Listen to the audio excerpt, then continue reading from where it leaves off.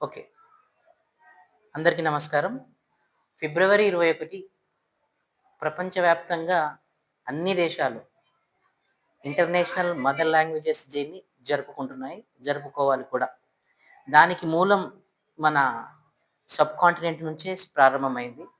అసలు దీని చరిత్రలోకి గనుక వెళ్తే అన్‌ఫార్చునేట్‌లీ ఇండియా 1947 రోజు హిందుస్థాన్ అండ్ పాకిస్తాన్‌గా డివైడ్ అయింది.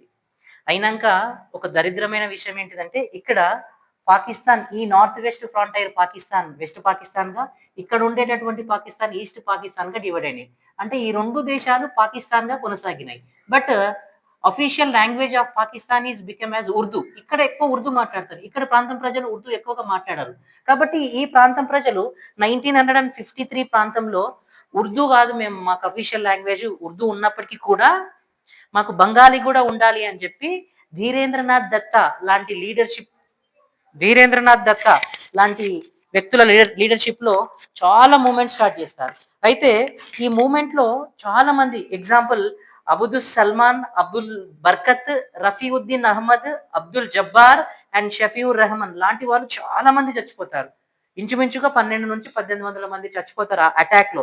వెస్ట్ పాకిస్తాన్ వాళ్ళు ఈస్ట్ పాకిస్తాన్ పైన చేసిన అటాక్‌లో చాలా మంది చచ్చిపోతారు. ఈ మూవ్‌మెంట్‌కి లీడర్‌షిప్ తీసుకున్నది ఎవరు అంటే Dhirendranath Datta.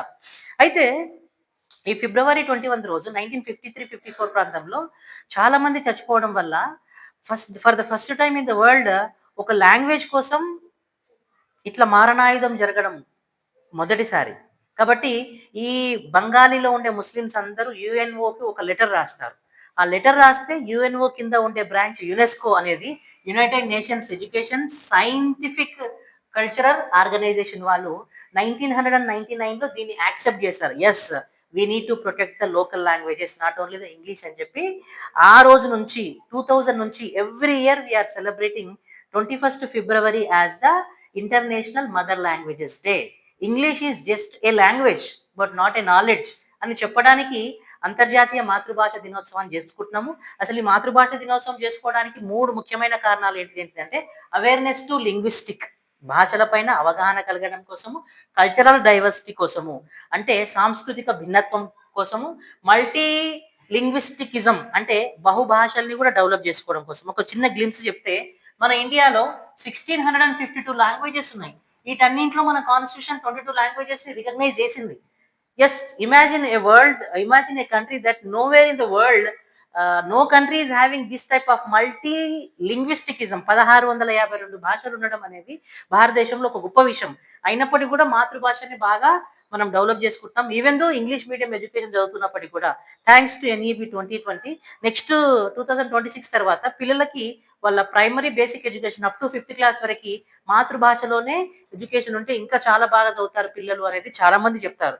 Finally I will conclude this information that International Mother Language Day ఎందుకు జరుపుకోవాలి అంటే former vice president of India Venkaiah Naidu garu చెప్పినట్టుగా మనకి మదర్ లాంగ్వేజ్ అనేది కన్ను లాంటిదైతే ఇంగ్లీష్ లాంగ్వేజ్ అనేది స్పెట్స్ లాంటిది. కన్నుతో మాత్రమే స్పెట్స్ ఉంటే చూడగలుగుతాం. స్పెట్స్‌తో కళ్ళు డెవలప్ కాలేవు ఎప్పటికి. అంటే మాతృభాష ఉంటేనే మిగతా భాషలు డెవలప్ అయితాయి. అండ్ ఫైనల్‌గా 1971లో మనందరికీ తెలుసు ముజీబ్ ఉర్ రెహమాన్ అనేటటువంటి ఆయన అవామీ లీగ్‌ని స్టార్ట్ చేసి ఇక్కడ బంగాలీ మాట్లాడే వాళ్ళందరికీ ఒక సెపరేట్ దేశమే ఉండాలి అని చెప్పి బాగా ఉద్యమం చేస్తే వెస్ట్ పాకిస్తాన్‌తో యుద్ధం చేస్తా ఉంటే అప్పుడు మన Indian prime minister Indira Gandhi ఈ ముజీబుర్ రెహమాన్‌కి సపోర్ట్ చేసి ఈ రోజు 1971 రోజు ఈ ఈస్ట్ పాకిస్తాన్ కాస్త బంగ్లాదేశ్‌గా మారింది. ఒకసారి చూడండి, బంగ్లాదేశ్ అంటే బంగాలీ మాట్లాడే వాళ్ళందరూ కలిపి ఒక దేశంగా ఏర్పడ్డారు కాబట్టి బంగాలాదేశ్.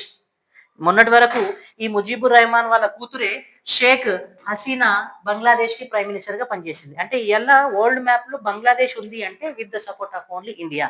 అండ్ ఈ 3 దేశాల వల్లనే వరల్డ్ వైడ్ అంటే బాధపడ్డ దేశం, బాధపెట్టిన దేశం పాకిస్తాన్, బాధపడ్డ దేశం ఈస్ట్ పాకిస్తాన్. ఈ బాధలోంచి వచ్చినటువంటి గొప్ప ఆలోచనే ఏంటిది అంటే ఇంటర్నేషనల్ మదర్ లాంగ్వేజ్ డే. ప్రపంచవ్యాప్తంగా అంతర్జాతీయ మాతృభాష దినోత్సవం ఇయాల జరుపుకోవాలి. ఆ మాతృభాషల్ని కాపాడుకోవాలి, వేరే భాషల్ని నేర్చుకోవాలి అనేది ఈ ప్రోగ్రామ్ యొక్క అంటే నా వీడియో యొక్క థీమ్.